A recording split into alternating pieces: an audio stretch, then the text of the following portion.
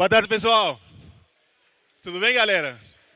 Que responsa, né, meu? Que fantástico. É um prazer enorme estar aqui hoje.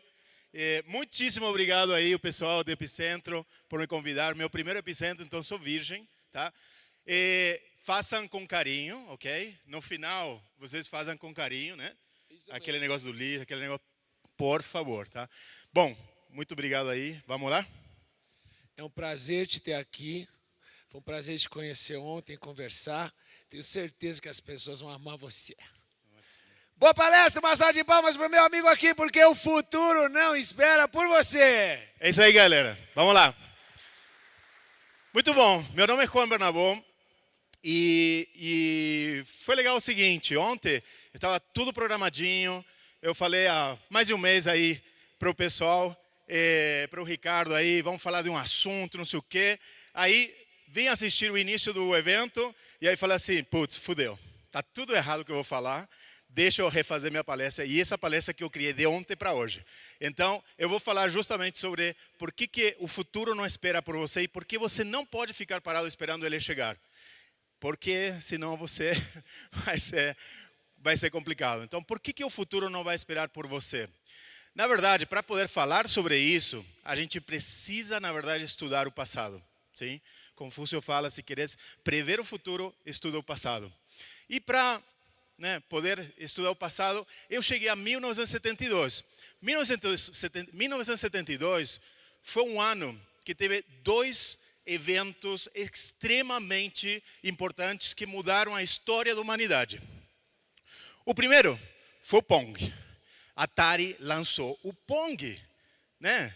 Quem conhece o Pong? Alguém conhece? Malandro, minha vida mudou a partir disso daí. E esses caras da Atari fizeram isso possível. Então, esses caras provavelmente mudaram o futuro de alguns que conhecem, né, que vocês jogaram o Pong. Só que o Pong não parou por aí. O segundo evento que mudou completamente, transformou, inclusive ele está se propagando até hoje. E ele mudou a vida, basicamente, de vocês. Aquilo que aconteceu em 1972, 3 de novembro de 1972, teve um fato que mudou, inclusive está mudando até hoje, está impactando a vida de todos vocês. Porque esse dia eu nasci. E aí, se eu não tivesse nascido aquele dia, eu não estaria aqui. E vocês não estariam me ouvindo. Então, o que eu estou querendo falar justamente com isso é, coisas no passado ecoam no presente. Sim? Coisas no passado ecoam no presente.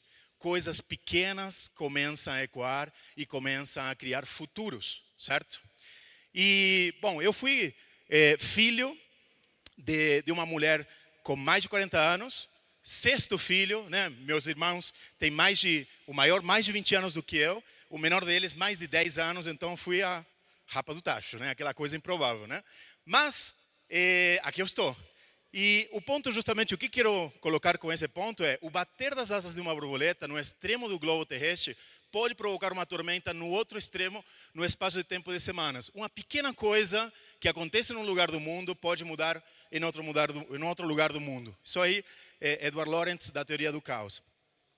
Alguns anos depois, 1976, aconteceu outras coisas que também mudaram o mundo. Esse cara aqui publicou uma carta falando sobre, talvez centenas de pessoas estavam roubando, de alguma forma, usando uma coisa que se chamava BASIC. Vocês já ouviram falar de BASIC? Eu sou meio nerd, tá? Eu vou falar algumas coisas de tecnologia porque eu vou falar justamente um pouco a história que tem a ver com isso daqui. BASIC foi uma linguagem de computador e foi basicamente esse cara que escreveu para um monte de pessoas, centenas de pessoas, uma carta aberta, falando que software deveria ser pago e que estava sendo roubado de alguma forma. Esse cara foi nada menos do que Bill Gates. Sim? Bill Gates de uma tal empresa Microsoft, naquele dia. Né?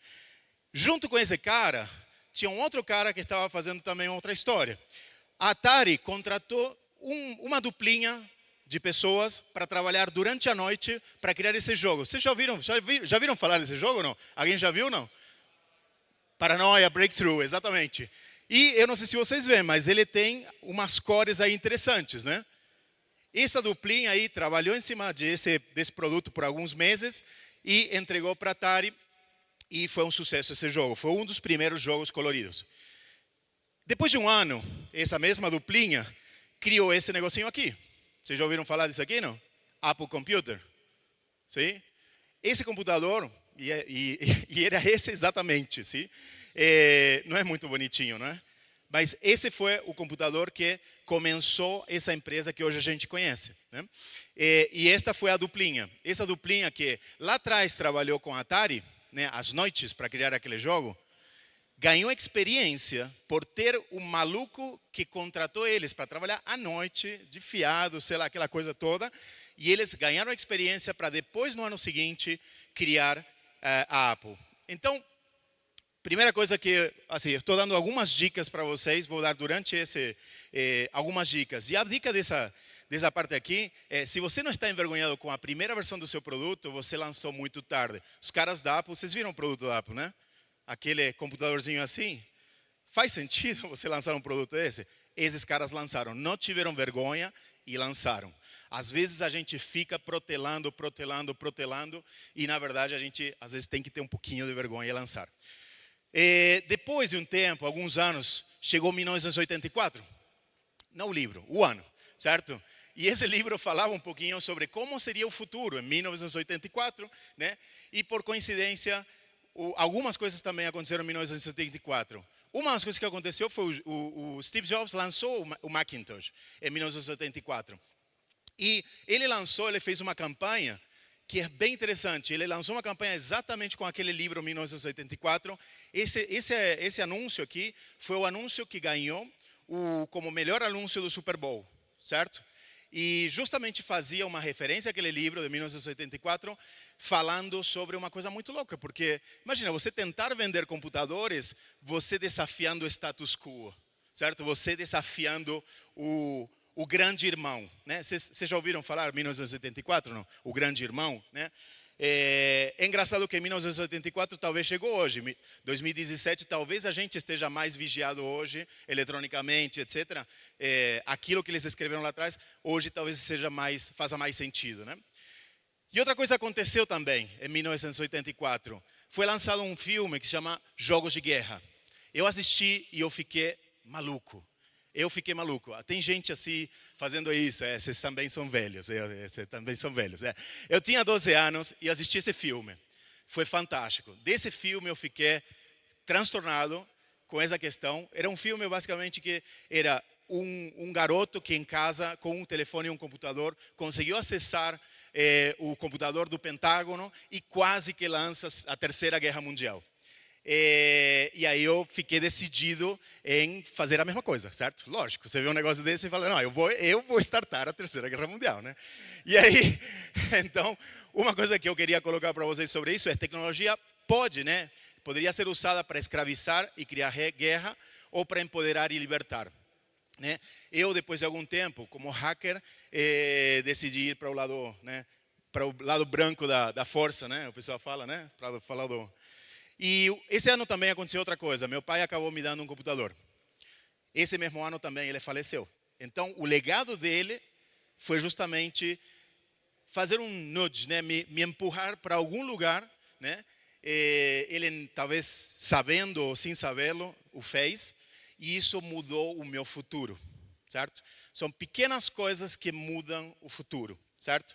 E ele conseguiu fazer isso, me dando um computador, simplesmente, né? Quando eu liguei esse computador, eu vi isso daqui. Sim? Mais ou menos parecido como você compra um celular e está cheio de ícones, né? Dá para fazer um monte de coisas, né? Naquela época você não podia fazer nada com o computador. E aí o que você precisava fazer? Aprender. E aí comecei a aprender, comecei a ver como fazer isso daqui, fazer alguma coisa interessante para mim. E aí o que eu fiz foi... Basicamente, uma das ideias que eu tive foi, se alguém fez, eu também poderia fazer. O computador inverteu o meu processo de aprendizagem. Comecei a fazer para saber, ao invés de saber para fazer, né? Fazer para saber, ao invés de saber para fazer. E isso bagunçou minha vida. Em 1986, o que aconteceu? Eu comecei a mexer com o celular, com aquele negócio lá da internet. Conheci um cara que se chamava Julian Assange por aí. E conheci, ele tinha 16 anos, eu tinha 14, e a gente ficava hackeando, fazendo coisinhas interessantes por aí. Ele depois virou um cara super interessante, o cara que está por trás do Wikileaks, né? e na época queria muito entrar na internet, só que não tinha como entrar na internet. Então o que o cara fez, né? 14 anos, coloquei minha mochila, fui lá no Ministério das Relações Exteriores e Culto, bati na porta e falei assim, eu quero acessar a internet. E aí um cara maluco falou assim, nossa, você quer fazer isso? Então eu vou te dar acesso. Eu era todo mundo, assim, só o pessoal do ministério tinha acesso e eu, né? Então isso me mostrou que, basicamente, que a ideia é, cara, vai lá, pede, né? E talvez se vos dará, né? E esse mesmo ano comecei a gostar de Pink Floyd. E aí, obviamente, o que aconteceu? Aquele negócio do computador, junto com Pink Floyd, bagunçaram minha cabeça, porque estava numa escola e a escola parou de fazer sentido. Eu acabei caindo fora da escola. Depois encontrei esse livro, em 1971, o Ivan Illich falava sobre desescolarizar a sociedade. Porque a escola estava basicamente colocando todas as pessoas em caixinhas e todo o conhecimento em caixinhas. Mas o mundo não é caixinha, certo? Então, eu acabei, na verdade, começando a me educar. E aí o ponto que eu queria falar para vocês é, precisa ser protagonista, ou eu acabei sendo protagonista da minha educação. E acabei aprendendo a não delegar essa responsabilidade para uma instituição ou governo. Porque quando há grandes mudanças, eles não vão viver a tua vida. Sim? E quando há grandes mudanças, sim, eles não vão sentir a dor que você vai sentir se você não se preparou para essas grandes mudanças. Então a educação está quebrada e precisa ser repensada. Em 1978, o que aconteceu? Eu acabei querendo fazer um produto. Acabei fazendo esse produto, aprendi eletrônica, fui para os Estados Unidos, comprei os componentes, fiz um monte de coisas, fiz marketing, abri loja, fiz um monte de coisas justamente porque queria fazer isso aí, vender um produtinho. E em cima disso, aprender um monte de coisas. Então, empreender me mostrou a necessidade de apostar, confiar no meu taco e ser multidisciplinar. Empreender, você precisa vender, você precisa comprar, você precisa fazer, você precisa projetar, você precisa um monte de coisas, né? Em 1991, o que aconteceu? Eu estava lendo esse livro aqui sobre os sistemas operacionais. Obviamente, o que eu fiz? Por que eu fui ler isso daqui? Porque eu fui ver, como não ia fazer faculdade, não tinha feito escola, eu fui ver o que as melhores universidades ensinavam para os alunos e quais eram os melhores livros. Aí fui buscar esse livro e comecei a ler. Lá dentro tinha uma coisa que chamava Minix, o sistema operacional, certo? Tinha o software, tinha basicamente o código, né? E aí o que eu fiz? Comecei a participar de uma comunidade que trabalhava com esse software, com esse Minix, e lá um garotinho de 19 anos postou essa mensagem, falando assim, eu estou fazendo um sistema operacional livre, sim? Não vai ser grande, é um hobby, né? Ele falou assim, é só um hobby, não vai ser grande e profissional como outra coisa que tinha na época, sim? Isso aqui passou a ser o Linux. Quem tem Android aí? Alguém tem Android? Ok, todos vocês estão usando o software que esse garoto de 19 anos escreveu em 1991. Sim? Então, a minha dica aí é estude e crie coisas por hobby. Você não sabe no que vai dar. Se relacione, aprenda e contribua com comunidades que já vivem no futuro.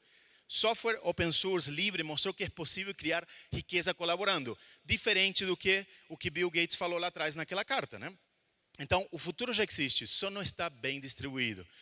O futuro já está existindo em algumas comunidades. Se conecta com elas. Em 1996, eu vim para o Brasil e fundei um provedor de internet. E não deu muito certo, vocês percebem por quê, né? Era um pouco lento ele, né? Não deu muito certo esse negócio e aí acabei fazendo com as conexões que esse negócio me geraram, permitiu que eu criasse um outro negócio que foi um negócio de ser 900. Com ele consegui conhecer a Ana Maria Braga, o Ratinho, etc.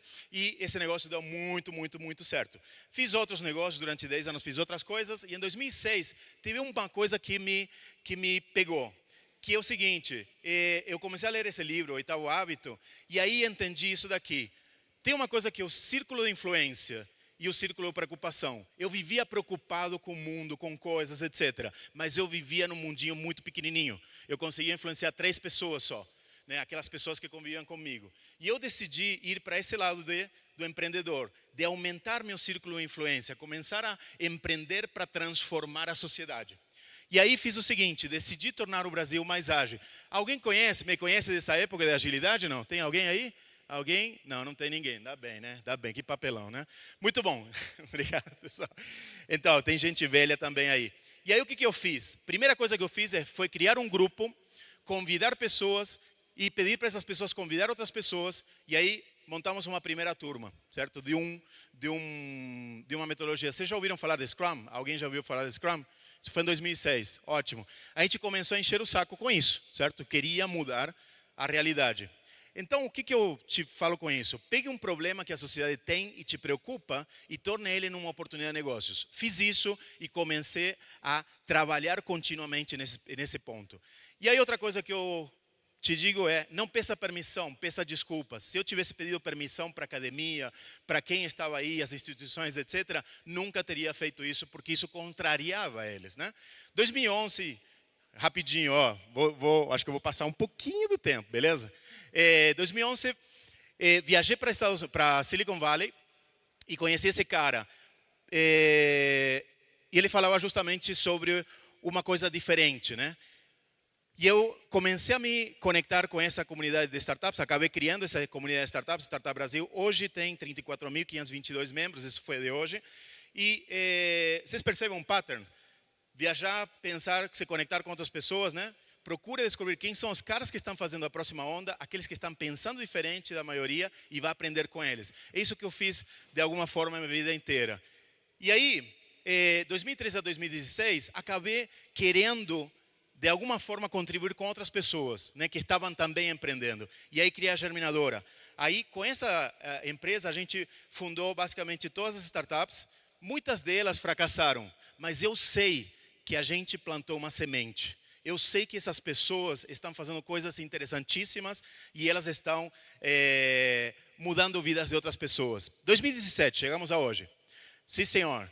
Até 2027, 75% das 500 maiores empresas atuais estarão extintas, certo?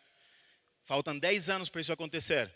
E, olha só que loucura, demoramos 110 anos para chegar em 1 bilhão de usuários de telefone, 49 anos para chegar em 1 bilhão de usuários de TV, 22 anos para chegar em 1 bilhão de usuários de telefone celular, 14 para a internet e 8 para Facebook. Ou seja, a mudança está sendo muito, muito mais rápida. A aceleração da mudança está cada vez mais rápida. Porém, algumas metáforas nos limitam. Sim? Tenho mais 2 minutinhos e acabo. Algumas metáforas nos limitam. E aí, qual que é a metáfora? A metáfora de... Faz sentido você primeiro disparar e depois apontar? Faz sentido? Dispara e depois aponta? Faz nenhum sentido, né? Mas, olha só que loucura. Quando a gente está falando isso, a gente está falando que o sucesso é no desvio de uma trajetória. Como se fosse isso, né? Uma arma, um canhão. Isso depende de que o alvo esteja fixo e seja conhecido. E que você possa fazer essa trajetória. Nós estamos em um ambiente que agora já não dá mais tempo. Agora a gente precisa primeiro disparar e depois apontar. Então, tudo que a gente conhece de gestão, todas as ideias que nós aprendimos na faculdade, na escola, etc., precisam ser repensadas. Então, o paradigma de gestão do último século está obsoleto e precisa ser repensado completamente. Isso que eu estou fazendo agora, criei esse canvas, gestão pragmática, e eu estou enchendo o saco do pessoal falando justamente que a gente precisa repensar a gestão para esse século.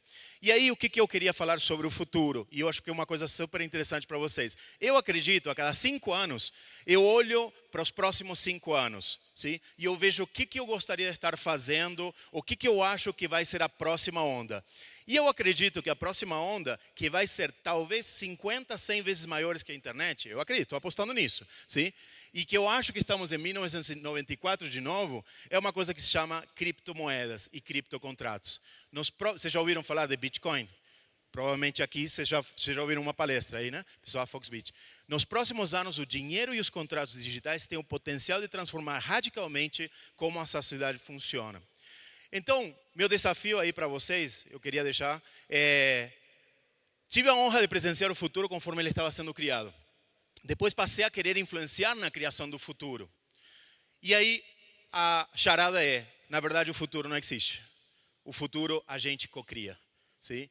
E a minha questão é, você está co-criando o futuro ou você é um mero participante de um futuro criado para você? Sim? O que você vai fazer para mudar o teu futuro?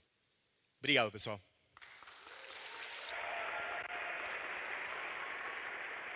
Obrigado, galera. Cadê, pessoal? Contigo? Muito gentis, pessoal. Muito gentis. Obrigado, pessoal. Parabéns.